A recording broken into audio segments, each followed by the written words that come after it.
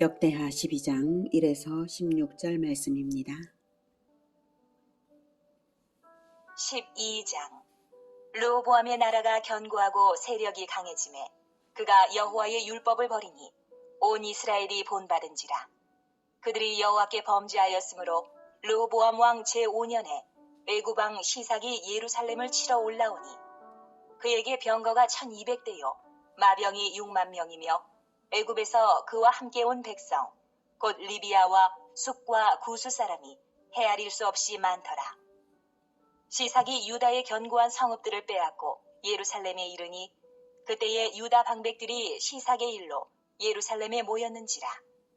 선지자 스마야가 르호보암과 방백들에게 나아와 이르되 여호와께서 이같이 말씀하시기를 너희가 나를 버렸으므로 나도 너희를 버려 시삭의 손에 넘겼노라 하셨다 한지라.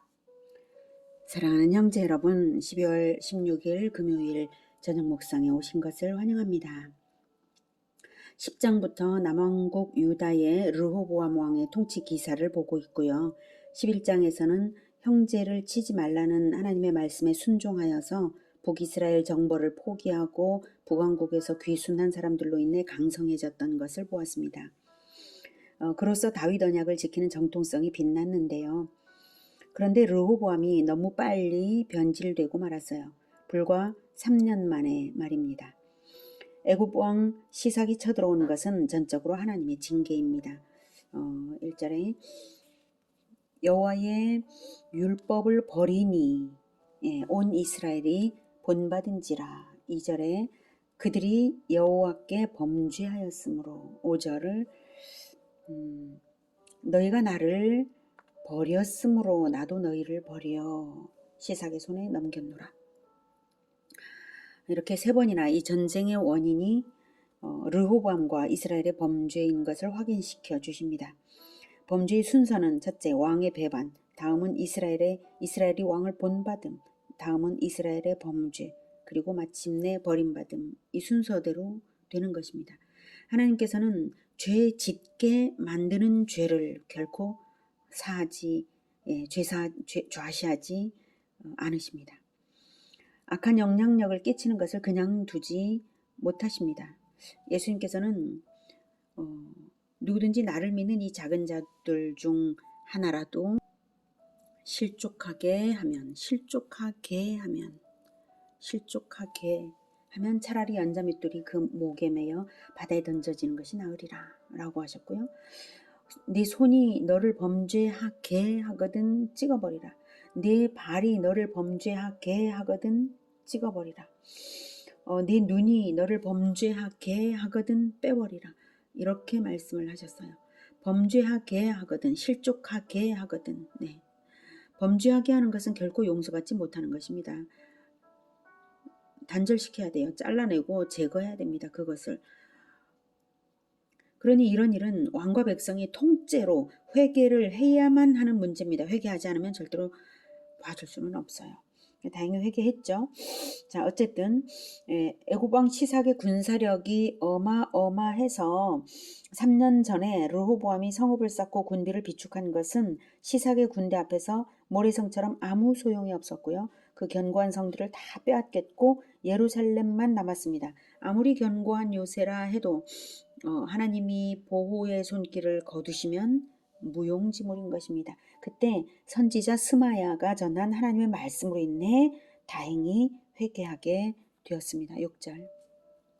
이에 이스라엘 방백들과 왕이 스스로 겸비하여 이르되 여호와는 의로우시다 하매 여호와께서 그들이 스스로 겸비함을 보신지라.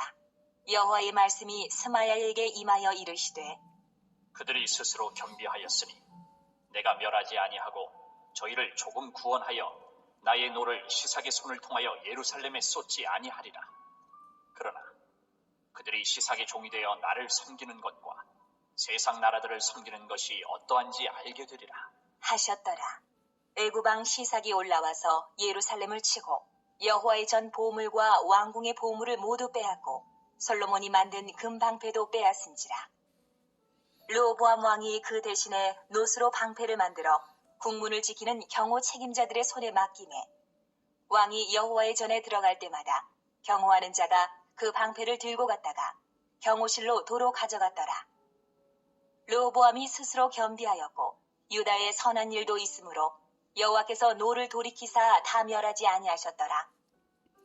네, 겸비했다는 것은 무릎을 꿇다, 엎드러지다라는 뜻을 가지고 있습니다. 이스라엘 방백들과 왕이 스마야의 전언을 듣고 회개한 것이죠. 그러나 그 회개가 미흡했던지 하나님께서는 조금,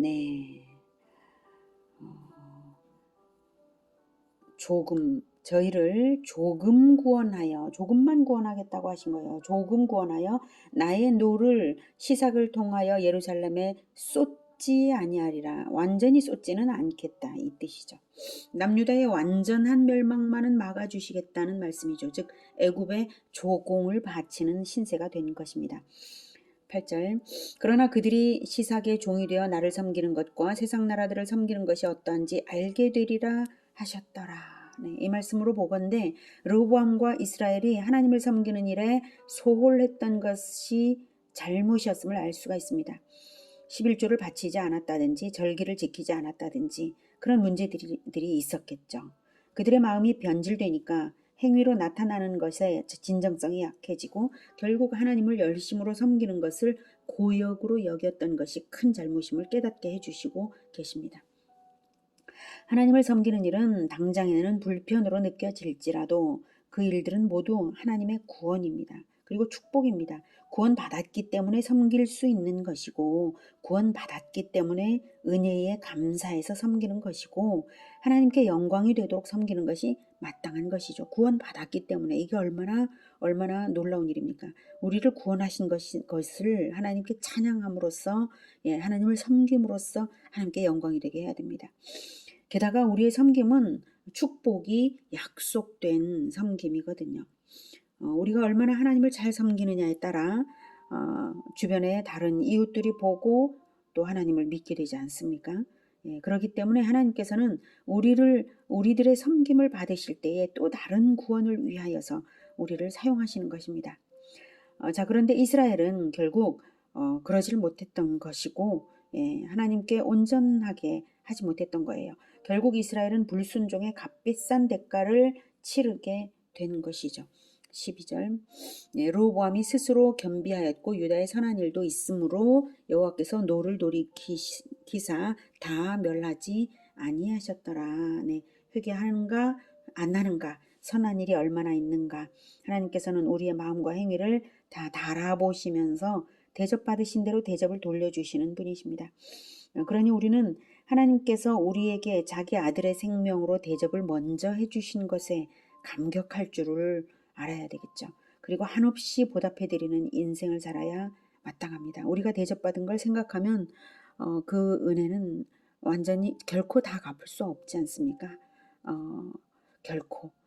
그러니 우리가 반드시 인생을 드리면서 갚아드려야죠, 은혜를. 그것이 복된 자세입니다. 자, 13절부터는 르호보암의 통치에 대한 총괄적인 평가입니다. 르호보암 왕은 예루살렘에서 스스로 세력을 굳게 하여 다스리니라. 르호보암이 왕위에 오를 때에 나이가 41세라. 예루살렘 곧 여호와께서 이스라엘의 모든 지파 중에서 택하여 그의 이름을 두신 성에서 17년 동안 다스리니라. 르호보암의 어머니의 이름은 나아마요 암몬 여인이더라. 르호보암이 악을 행하였으니 이는 그가 여호와를 구하는 마음을 굳게 하지 아니함이었더라. 르호보암의 처음부터 끝까지의 행적은 선지자 스마야와 선견자 이또의 족보책에 기록되지 아니하였느냐. 르호보암과 여로보암 사이에 항상 전쟁이 있으니라. 르호보암이 그의 조상들과 함께 누움에 다윗 성에 장사되고 그의 아들 아비야가 그를 대신하여 왕이 되니라. 르호보암은 통치 초기에는 하나님의 명령에 순종하여서 동족을 치지 않았지만 그 후에는 동족 북이스라엘과의 전쟁을 많이 했다는 것을 보면 하나님의 말씀에 대한 순종이 한결같지 못했던 것입니다. 불과 3년이 전부였던 것이죠. 르호보암에 대한 평가의 핵심은 14절 르호보암이 악을 행하였으니 이는 그가 여호와를 구하는 마음을 굳게 쉽게 하지 아니함이었더라. 이것입니다. 너무 쉽게 변질되었다는 것이고요. 그 근본을 따지면 아버지 솔로몬은 물론 어머니의 양육 방법이 중요한 영향이 있었겠죠. 그런데 어머니가 암몬 여인이었다는 점입니다. 암몬 여인이었더라. 그 점에서 그는 어릴 적부터 성경을 교육받지 못했을 것을 짐작할 만합니다. 결국 기초가 없었던 사람이어서 하나님의 은혜가 있어도 지조가 3년밖에 못 갔던 안타까운 왕이죠. 진정 인생의 성공 여부는 하나님께 대한 지조가 끝까지 가냐 이것에 달려 있습니다. 끝까지 좋아야 좋은 것이죠. 언약의 성취는 끝에 있는 것이고요. 믿음이 있다는 것은 마지막까지 인내하는 것을 믿음이라고 하는 것입니다. 히브리서 10장 36에서 38절에는 너희에게 인내가 필요함은 너희가 하나님의 뜻을 행한 후에 약속하신 것을 받기 위함이라. 네, 나중에 받는 것이지 않습니까? 맨 마지막에 최종적으로 언약의 성취가 있을 때 그때까지 인내가 필요한 것입니다. 잠시 잠깐 후면 37절 잠시 잠깐 후면 오실 이가 오시리니 지체하지 아니하시리라. 네, 그때까지 우리가 인내에 성공해야 되는 것입니다. 38절 나의 의인은 믿음으로 말미암아 살리라. 또한 뒤로 물러가면 내 마음이 그를 기뻐하지 아니하리라 하셨느니라. 네, 믿음은 인내입니다. 우리는 오직 예수님께서 오실 그 시각을 바라보고 기다리며 끝까지 가야 하겠습니다. 끝까지 못 간다면 얼마나 허망한 것입니까? 낙오되지 마시고 끝까지 우리 주 예수님을 기쁘게 섬기는 우리 모두가 되기를 기원합니다. 기도하겠습니다.